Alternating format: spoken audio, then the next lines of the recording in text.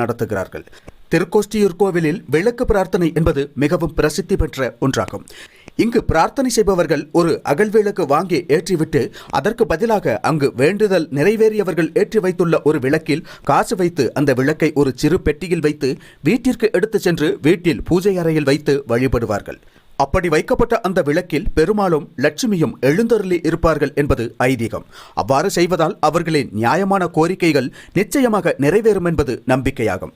வேண்டுதல் நிறைவேறியவர்கள் மாசி மாத தெப்ப திருவிழாவின் போது அந்த விளக்குடன் மேலும் விளக்குகளை வாங்கி தீர்த்தக்கரையில் ஏற்றி வழிபடுகிறார்கள்.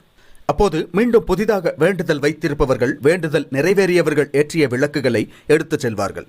தெப்ப திருவிழாவில் விளக்கேற்றி வைக்கப்படும் வேண்டுதல் நிச்சயம் நிறைவேறும் என்பதற்கு இந்தியா முழுவதிலும் இருந்து வரும் பல லட்சக்கணக்கான பக்தர்களே சாட்சியாகும்.